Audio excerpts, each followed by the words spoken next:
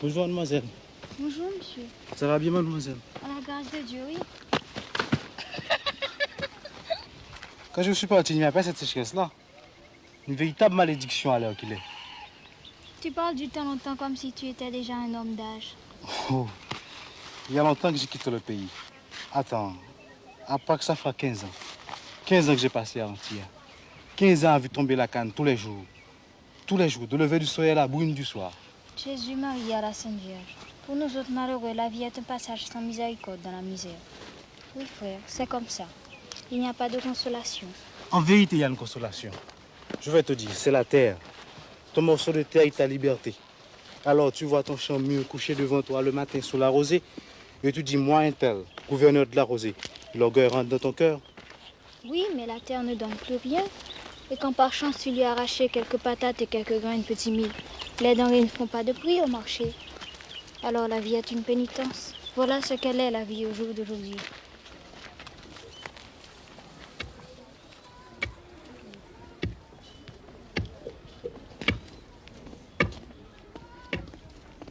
Maman, c'est Elia, bonjour. Et bonjour, belle soeur Anaïs. Comment va tout le monde, ma belle négresse? Tout le monde est bien, ma commère, et toi-même? Pas plus mal, non? Sauf mon homme qui est couché avec la fièvre. Mais ça va passer. Oui, chère, ça va passer avec l'aide du bon Dieu.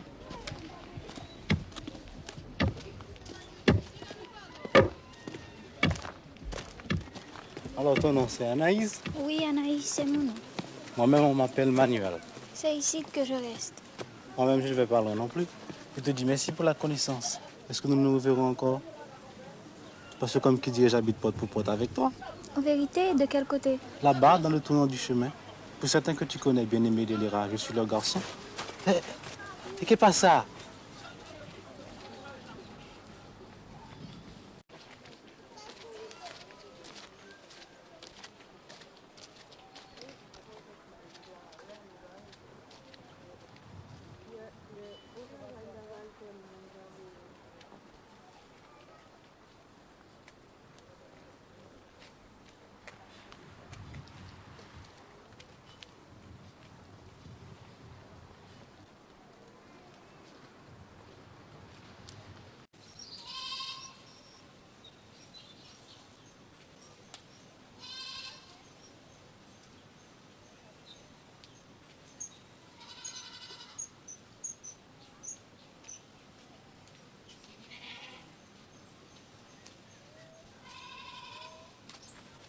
Je te dis bonsoir Anaïs. Ôte-toi de mon chemin. Raconte-moi ce que je te fais. Et pourquoi nous sommes ennemis? Je n'ai pas à te bailler d'explications, je suis pressée, laisse-moi passer. Réponds-moi d'abord. Je ne veux pas te faire des violences Anaïs. J'ai de la bonne amitié pour toi, crois-moi, en vérité. Aïe, mes amis, en voilà un homme entêté. On dirait qu'il n'a pas d'oreille pour entendre. Je te dis de me laisser continuer mon chemin, Je oui? te cherchais tout partout, mais tu t'es caché comme si j'étais le loup-garou lui-même. Je voulais te parler parce que je sais que tu peux m'aider. Moi, t'aider, comment ça? Je te dirai si tu veux m'écouter. Les gens vont nous voir. Personne Personne ne vient et même si... Est-ce que tu n'es pas fatigué, Anaïs, de toute cette haine qu'il y a à l'heure qu'il y a entre nous? On a assez de peine comme ça avec l'existence, c'est vrai. Parce que l'existence est devenue difficile, Manuel. Laisse-moi partir. Alors tu n'as pas oublié mon nom? T'en prie, ne me tourmente pas. J'ai un grand causier à faire avec toi, Anaïs, tu sais. On n'aura pas le temps, la nuit vient. Laisse-moi, Est-ce que tu as peur de moi, Anaïs? je sais pas. Demain vers le tard de l'après-midi, dans le petit bois, près de la tanière, je t'attendrai. Non, non. Tu viendras, n'est-ce pas, Anna? Ah, tu me tourmentes. Et c'est comme si j'avais perdu mon bon ange. Pourquoi me tourmentes-tu, Manuel? Va en paix, va reposer, ma négresse. Je vais t'espérer, Anna.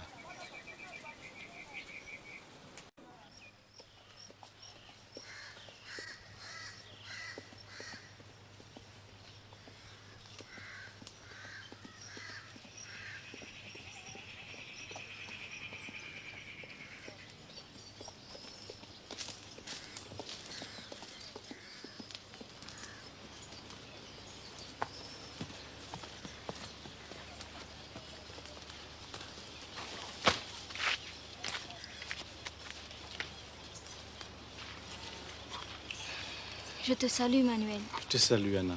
Alors tu es venue? Je suis venue, tu vois, mais je n'aurais pas dû. Toute la nuit, j'ai lutté. Toute la nuit, j'ai dit non. Mais au matin, je me suis levée au chant du coq.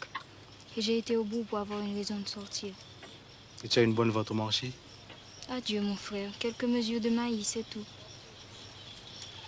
Manuel, oh, Je t'écoute, oui, Anna. je suis une négresse sérieuse, oui, tu sais. Aucun garçon ne m'a touchée. Je suis venue parce que je suis sûre que tu ne seras pas abusant. Pourquoi que j'ai confiance en toi? Pourquoi que j'écoute tes paroles? La confiance, ça vient tout naturel et tout vrai. Avec un regard, ça suffit pour savoir la vérité ou la menterie. Depuis le premier jour, tu m'entends, Anna?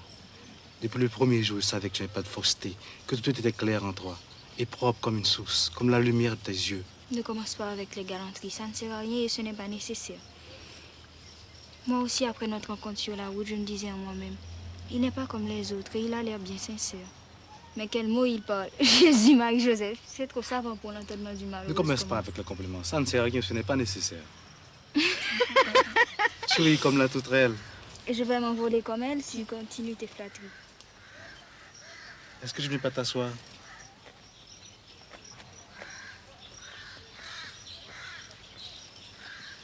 Ici, tu ne saliras pas ta robe.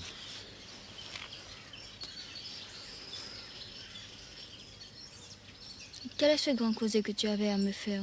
Et comment, moi, Anaïs, je voudrais bien savoir, je pourrais aider un homme comme toi. Tu vois la couleur de la plaine, la récolte a péri, il n'y a plus d'espoir. Qu'est-ce que vous avez fait contre? Une seule chose, crier votre misère aux lois, offrir des cérémonies pour qu'ils fassent tomber la pluie. Mais tout ça sont des bêtises, des macaqueries. Tu n'as pas peur de respecter les vieux de Guinée, Manuel? Non, j'ai de la considération pour les coutumes des anciens. Mais le sang d'un coq ou d'un cabri ne peut faire virer les saisons, changer la cause des nuages. Mais qu'est-ce qu'on peut faire? C'est la fatalité, que veux-tu? Suppose, Anna, suppose que je découvre l'eau et je l'amène dans la plaine. Tu ferais ça, Manuel? Oui, tu le feras. Tu es le nègre qui trouvera l'eau et tu marcheras au milieu de tes plantes. Pas moi seulement, Anna. Tous les habitants auront leur part. Tous joueront la bienfaisance de l'eau. Aïe, Manuel, aïe, frère. Toute la journée, ils affilent leurs dents avec des menaces. L'un déteste l'autre. Les amis d'hier sont les ennemis d'aujourd'hui. Et ils ont pris 2 cadavres pour drapeau. Il y a du sang sur ces cadavres et le sang n'est pas encore sec. Je sais, Anna, mais écoute-moi bien. Ce sera un gros travail de conduire l'eau jusqu'à Fond-Rouge. Il faudra un concours de tout le monde. Et s'il n'y avait pas de réconciliation, ce ne serait pas possible. Mais Laisse-moi te raconter. Au commencement entier, on était sans défense, sans résistance. Celui-ci se croyait blanc, celui-là était nègre. Mais il y avait pas mal de mésententes entre nous. On était éparpillés comme du sable. Et le patron marchait sur ce sable. Mais lorsque nous avons reconnu que nous étions pareils, lorsque nous nous sommes rassemblés pour la Huelga, la Huelga? on dit plutôt la grève. La grève? Qu'est-ce que c'est ce mot? Regarde, tu vois ce petit doigt, comme c'est maigre. Et celui-là, pas bien fort. Et celui-ci, pas bien gaillard. Et ce autre, pas bien fort non plus. Et c'est ça, tout seul. Eh bien, maintenant, regarde. Est-ce que c'est assez solide? On dirait que oui, pas vrai. Eh bien, la grève, c'est ça la grève. Un homme de 1000 voix qui ne font qu'une. Qui s'abat sur la table du patron avec le pesant d'une roche. Non. Je te dis non, et c'est fini. Pas de travail, pas de zafra, pas d'un brin d'herbe coupé. C'est de nous paie par le juste prix et le courage de nos bras. Et le patron, qu'est-ce qu'il peut faire, le patron? Appeler la police, c'est ça. Parce que les deux sont complices comme la peau et la chemise. Embarquez-moi ces brigands. On n'est pas des brigands. On est des travailleurs, on est des prolétaires. Et on reste en têtu sous l'orage. Malgré la faim, la police, la prison. Il y en a qui tombent, mais le reste tient bon. Et pendant ce temps, la canne attend, est pourrie sous pied. L'usine attend, le patron attend. Il attend, avec tous ses calculs et tout ce qu'il avait escompté pour remplir ses poches. Et à la fin des faits, on est bien obligé de composer. Alors quoi qu'il dit, on ne peut pas causer. Sûr, puisqu'on a gagné la bataille. Et pourquoi? Parce qu'on est soudés en une seule ligne, comme les épaules des montagnes. Il n'y a pas de force, il n'y a pas de force sur terre, ni en enfer, pour les branler, pour la détruire. Tu vois? Et moi, quel est mon rôle? Quand j'aurai déterré l'eau, je te ferai savoir et tu commenceras à parler aux femmes. Tu diras à cousin Intel, on raconte que ce garçon de bien-aimé avait trouvé une source. Mais il dit que c'est tout un tracas de l'amener jusqu'à la plaine. Il faudra un combat général. Mais comme on est fâché, donc ce ne serait pas possible. Et l'or restera là sans profit pour personne. Et puis tu mettras la causée sous la pente de la sécheresse, la misère. Comme les enfants faiblissent et tombent malades. Tout de même s'il y avait l'arrosage et que ça changerait du tout en tout. Tu diras, cette affaire de Doriska et de Sauveur avait peut-être fait son temps. Et que l'intérêt des vivants passerait avant la vengeance des morts. Tu as compris, ma négresse? J'ai compris. Et je t'obéirai, mon nègre. De mon côté, je suis responsable de mes habitants. Et ils accepteront. Je suis sûr et certain. Je vois déjà le jour où les deux parties seront face à face. Alors, frères, est-ce que nous sommes frères, diront les uns? Oui, nous sommes frères, firont les autres. Sans rancune, sans rancune.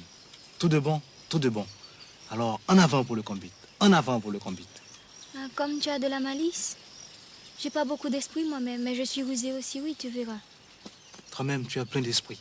Et la preuve, c'est que tu vas répondre à cette question. C'est une devinette. Tu connais l'emplacement de bien-aimé? C'est un bel emplacement, non? On pourrait bâtir une case là.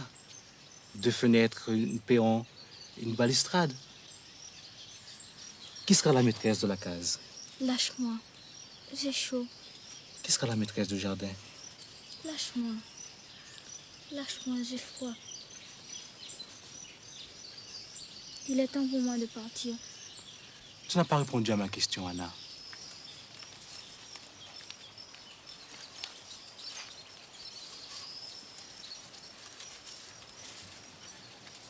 Tu n'as pas répondu à ma question.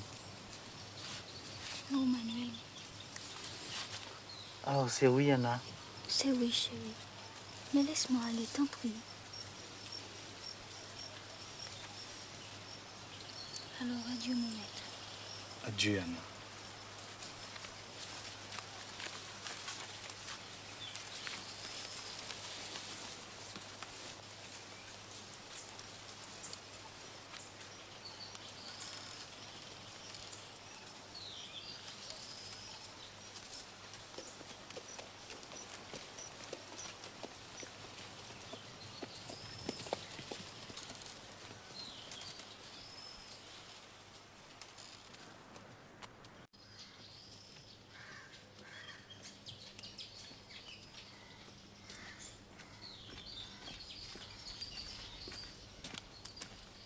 Ne sois pas craintif, il n'y a personne. Et tu crois qu'il y a de l'eau en suffisance? J'ai fouillé jusque-là, pas un trou, plusieurs. Un grand bassin, je te dis. Tu es fort, oui, Manuel. Non, Anna, mais j'ai de la foi dans la vie, la foi que les hommes ne peuvent pas mourir.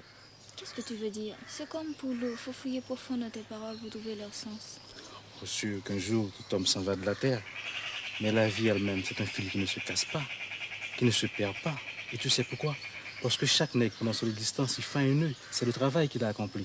Et c'est ça qui rend la vie vivante dans les siècles des siècles.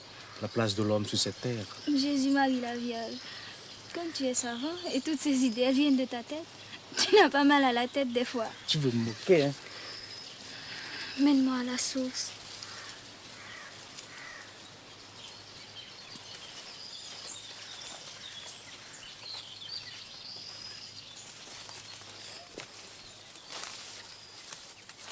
Ça sent le frais, ça sent le vent et l'humide.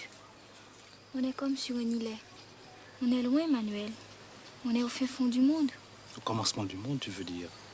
Parce qu'au commencement des commencements, il y avait une femme et un homme comme toi et moi. Et la femme et l'homme entrèrent dans la source et se baignèrent dans la vie. Viens.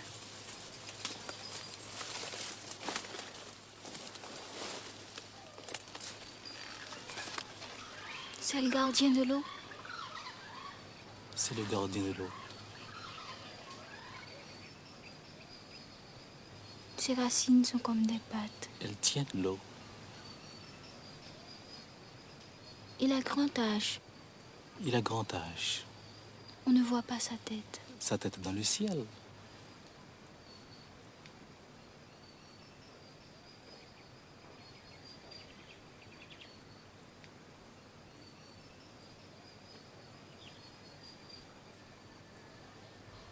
Montre-moi l'eau, Manuel.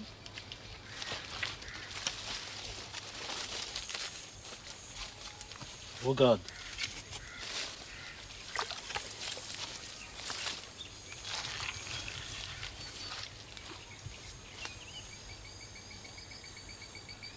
Je te salue, ô bénite. Et regarde pas là encore. Il y en a tout partout. Je la vois.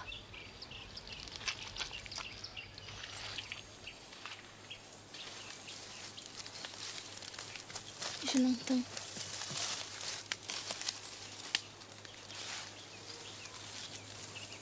Anna.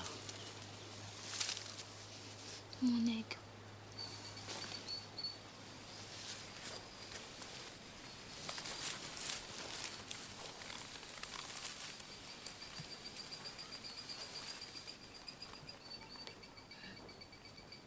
Sa main si lourde lui arrachait une douceur intolérable. Je vais mourir. Son corps me brûlait. Il desserra ses genoux et elle s'ouvrit à lui.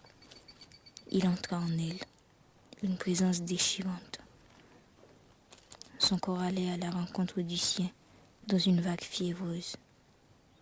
Une angoisse indicible naissait en elle, un délice terrible qui prenait le mouvement de sa chair. Une lamentation haletante monta à sa bouche et elle se sentit fondre dans la délivrance de ce long sanglot qui la laissa anéantie dans l'étreinte de l'homme.